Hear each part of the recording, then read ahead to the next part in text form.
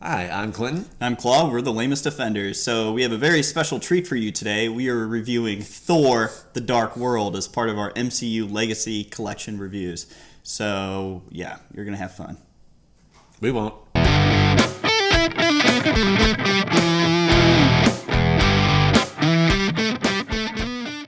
Hi, Thanos. We're the lamest offenders. I don't even know who you are. We have a small but dedicated fan base. Be sure to visit our sponsor at BaskervilleProductions.com. All right, welcome back. So let's just get started on this cinematic masterpiece, Thor: The Dark World. So the first 10-15 minutes, or maybe it's not that long, but it's a lot of exposition with flashbacks. Yeah. It's basically Bor, Odin's father. Is that what the movie is? Yeah. Bor? I don't know. And it's him fighting Malekith, the Dark Elf, because I guess him and his Dark Elves are trying to wait to align all the 9 realms so they can unite it in darkness. Yeah. So it's like every Hot Topic employee's dream to have this become a reality. And that ties into the ether, which is basically reality. the reality stone. Reality stone, yeah. Yeah, so obviously, Malekith loses. He sacrifices his entire army, and it's there's a lot of I say this a lot, but he's a good ruler. Yeah, he's like, screw it, we're out of here. So him and his top boy just take off in another ship, and no one gets chased or anything. I mean, it's a huge ship, and it just goes stealth. Well, it does cloak. So, but I mean, you can see it as it goes across the screen. I said it's stealth. It's just like, all right, so we're off to a great start. Yeah, and so. This is how the writers were probably. Yeah, they're like, sad.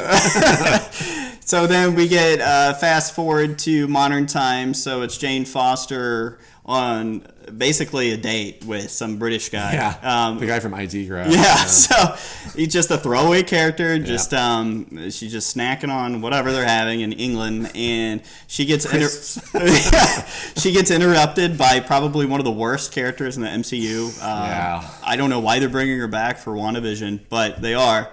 So it's they're bringing her back. No, stay tuned. Man. I think it's either WandaVision or it's... it's not Love and Thunder, the new Thor movie? No. She's in either Doctor Strange or... what for? Because she's a great character. Lamest Offenders first. I had no idea. So, you heard it live. Yeah. So, I just wanted to address that she informs Jane Foster that there's some issues. So, you have... reality, there's like a bunch of random trucks, portals are just kind of everywhere. It just gravity and everything is getting changed, and it seems that all the realms Aperture's at it again. All the realms are being basically messed with, and this is one plot hole. I think it's a plot hole, but it's just massive. There's no explanation to it. So as Natalie Portman's character Jane Foster is exploring, I guess, these portals basically, and just the one random one she goes into, it's Bor. Bor is like, I guess, hidden area where he has the ether on a stone, and she just so happens to walk to that one. And for whatever reason, what are the chances that This movie is so boring. I watched it today and I already forgot about that. Yeah. So she absorbs I'm just going to call it the reality stone from now on. Reality stone. Yeah. It's a reality powder liquid. So she has this, and she absorbed it, and it's protecting her because I think a cop tried to grab her because they were trespassing on private property. Yeah. Rain happens, and look who it is! It's Chris It's Chris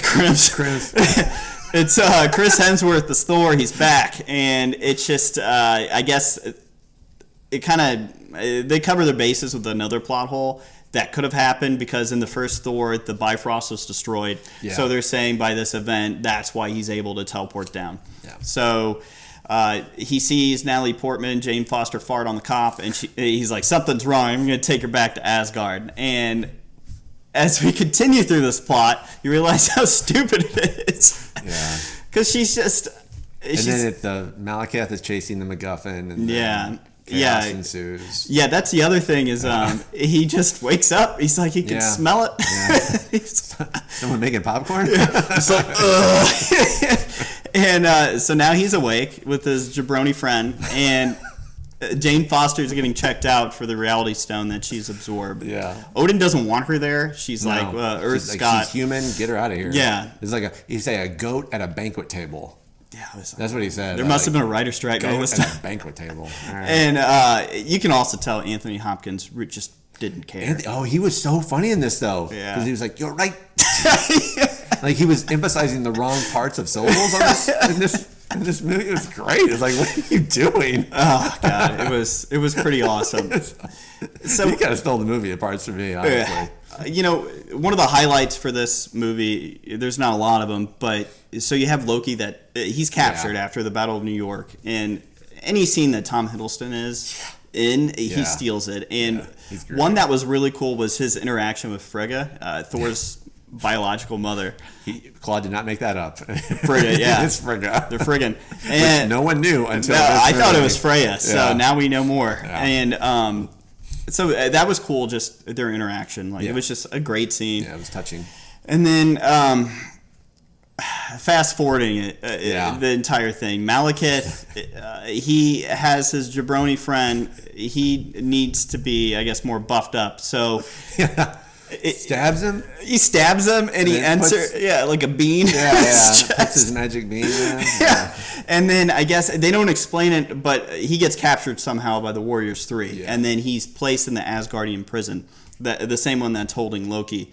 So at this point, he it takes out the stone, I think, and then he crushes it or something like that. And this is Power Rangers. Yeah. You talk about Power Rangers. This is Power Rangers villainy. Right okay, so I always talk about practical effects and everything like that, but this is a one-person and creature that should have been like fully CGI, because he looks like one of the monsters from Ernest Scared Stupid. Like that's exactly what he looks like. And anyway, so they break out of the prison. Frigga gets murdered by Malekith, who can sense Natalie Portman's reality stone, and we go from there, and then it's a heist movie. So after the jailbreak and Frigga's death, we have Odin, and he won't allow Thor to go be more proactive on fighting Malekith, because he wants to use Jane Foster as bait. Yeah. So to really tempt him. And so it worked so well the first time. Right, yeah. It destroyed everything. And, so they had to come up with a plan to escape Odin's watch. Yeah. So as we're going forward, Heimdall basically helps them, with their heist, and same with the Warriors 3. And it's just, none of this was like really done well. I feel like the movie was too long. Yeah, like that was my biggest thing. This movie was too long. It was almost 2 hours. It should have been 90 minutes. Mm-hmm. Like it was just. Why is this drawn out? Why is this scene happening? What does this do to the movie? Mm-hmm. It's like, okay, let's go. Right. So it was, I don't know. Like and the Dark Elves. The Dark Elves are shooting lasers out of guns. Yeah. And they have planes, and they have jets, and like interstellar ships. Yet the Asgardians are using swords and shields.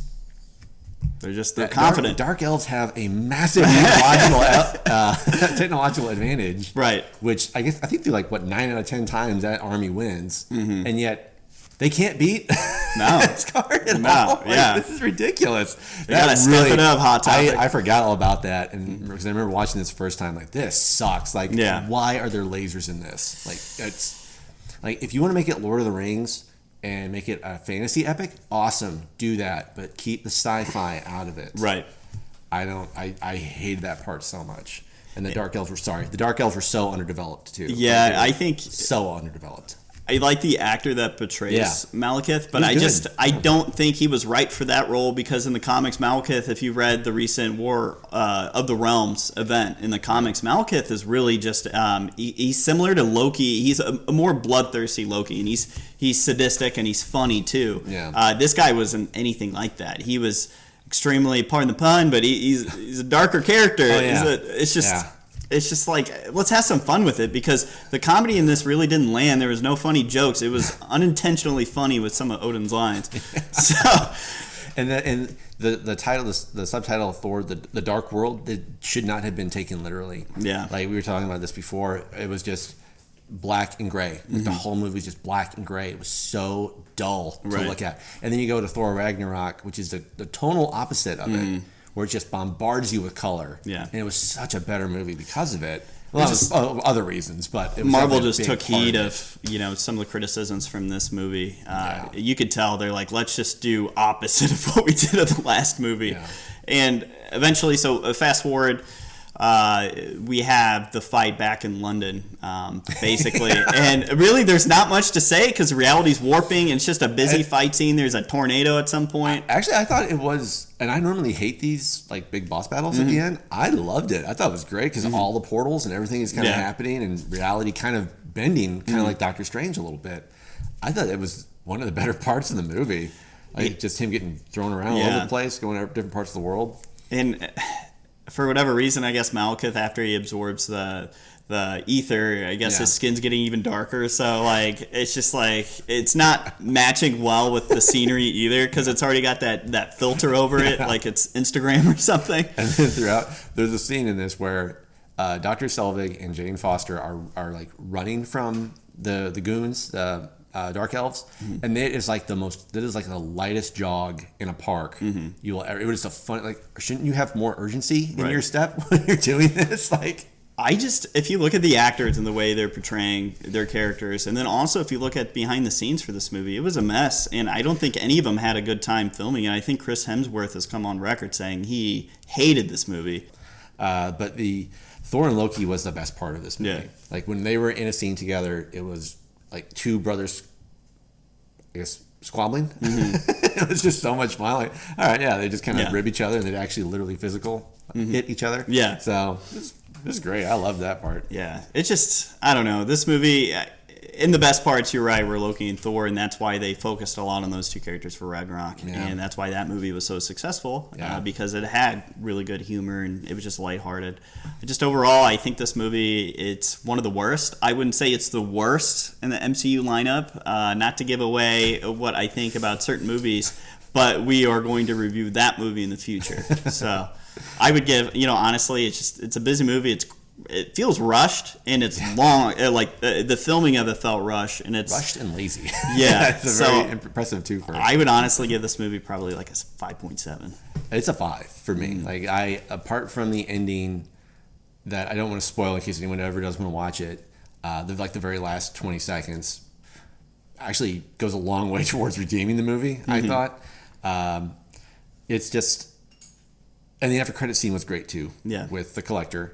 But it's a 5. I was bored during the first viewing. I was bored during the second viewing. It's a boring movie, which is the worst thing it can be. Like, if it's gonna be bad, be bad. If it's gonna be great, be great. Yeah. It was neither. Well, Marvel definitely redeems themselves for our next review, and it is Captain America: Winter Soldier, and it is definitely one of the highlights in the entire saga. Definitely one of, if not my favorite. Yeah. So. Oh, spoilers there. Yeah. Well, I got to tease them something. Give a little taste. Yeah. So we will catch you guys next week for that review, and thanks for watching. Thanks so much. Stay lame. See ya.